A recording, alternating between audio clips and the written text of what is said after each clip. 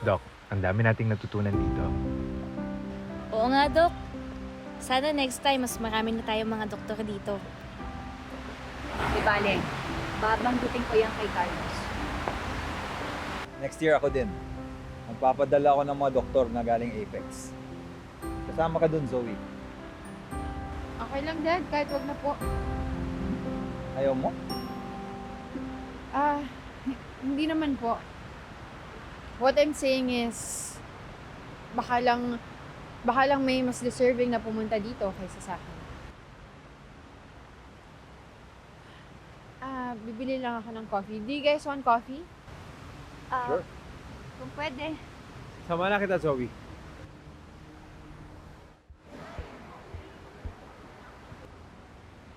Nay. Tay, Nasaan na? may sasabihin po sana ako. Tungkol po kay Zoe. Ano yun, anak? Sa tingin ko po, nagkikita po si Ma'am Moira at si Zoe. At yung nangyari po kagabi, hindi po yan first time. Anak, paano mo naman nasabi yun? Tay, may dalawa akong ebidensya. Una, yung bonnet po na suot po ni Ma'am Moira dun sa Gotemba, nakita ko po na kay Zoe. Anak, baka naman magkapareha lang sila. Nay, pangalawa, sa hotel po may nagpaparituin call kay Zoe. Tinawagan ko po yung number at si Ma'am Moira po yung sumagot.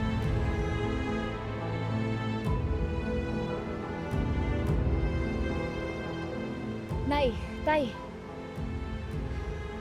alam naman po natin, di ba? Na mahilig po sa theatric si Ma'am Moira. Kaya paano po kung palabas lang po nila lahat to?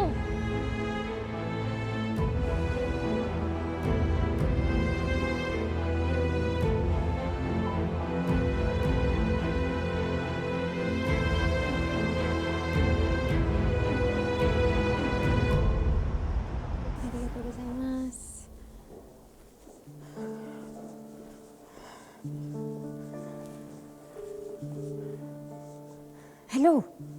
Mami! Bakit bigla ka na lang nag-iwan ng message sa front desk? Hindi mo ba naisip, baka iba makakuha nun? Sorry na, hindi ko kasi matawagan yung phone mo eh.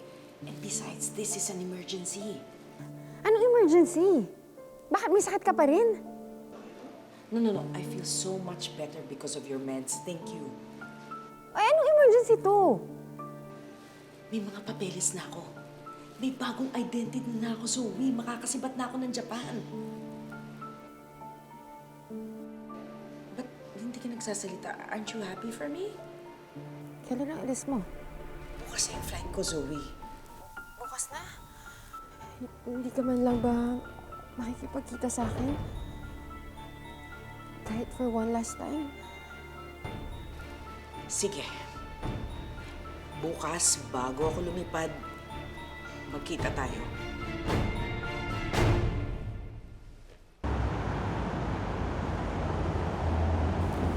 Okay, sige. Gusto mo samahan kita? Hindi na, Dad. Meet ko lang naman yung friend ko. Hindi naman ako makikipag-date. And I'm too old to be chaperone. Anyway, tawagan mo lang ako pag magkasama na kayo ng friend mo, okay? Okay. Zoe! Gusto mong gumala? Tara! Sorry, Annalyn. Nakapag-commit na ako sa friend ko eh. I-meet ko siya. Okay lang yan. Ingat kayo ha. Enjoy ka.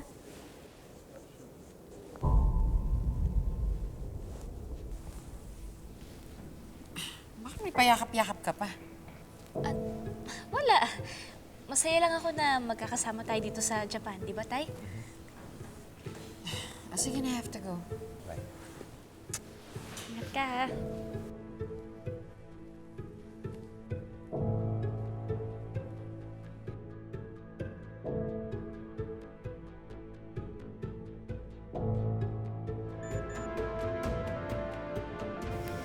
Annalyn, Nay, palagay mo ba? opo, tinutak ko na po. Doc, bakit mo nilagyan ng AirTag yung bag ni Zoe? Hindi ka ba naniniwala na kaya siya nandito para mahuli yung mami niya? Annalyn, sumama ako dito para hanapin si Mommy. Kung gusto mo, lagyan mo pa ako ng AirTag. I-track mo ako para alam mong wala ka ibang pupuntahan. Dok, sinabi ko na to kay nanay at kay tatay. May mga ebidensya ako na matagal lang nakikita si Ma'am Moira at si Zoe. Tara na, sundan na natin si Zoe. Baka makalayo pa.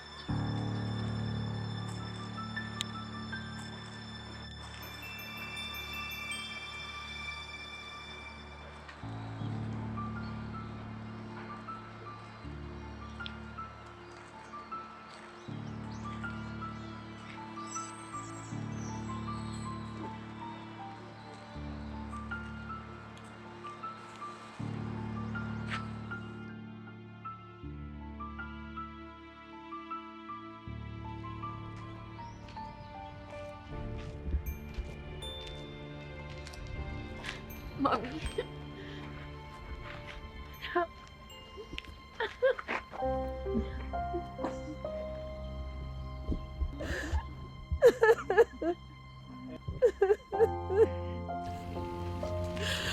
Sorry, anak. Pero kailangan ko talagang umalis. Kailan tayo magkikita ulit? Hindi ko pa alam. Pero kahit gusto naman kita isama, hindi ko maatin na masira yung buhay mo, yung career mo na dahil lang sa akin. Paano yan? Paano pagkatapos ito? Kakalimutan na lang kita. Hindi, anak. Hindi. Huwag na huwag mo akong kakalimutan, ha? Ipagpatuloy mo lang ang pagkukunwari mo paghanap sa akin. Total, mukhang naniniwala naman sila sa iyo eh. Basta anak, tatandaan mo ha. Mahal na mahal kita.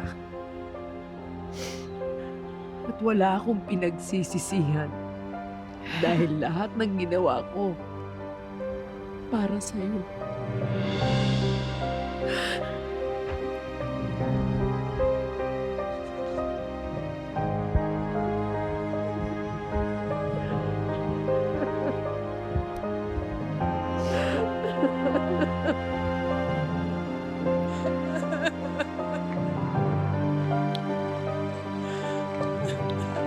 Moira!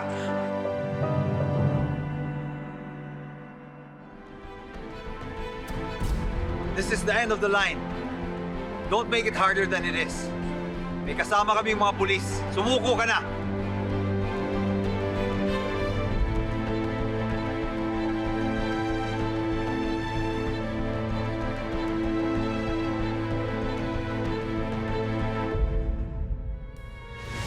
Attorney, this is anonymous donation. At sana, hindi sasabit ang pangalan ko sa kaso. You can count on it, Dr. Benitez. Sorry po. May bisita po kayo, attorney. Ayaw magpapigil eh. Oh, sino daw? Giselle Tanyag po.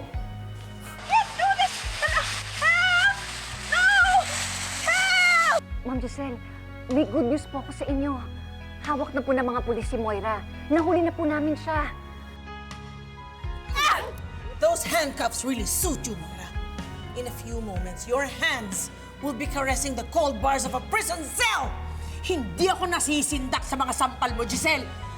Oras na makawala mga kamay ko sa posas na to, mas mabigat pang sampal ang ibibigay ko sa'yo!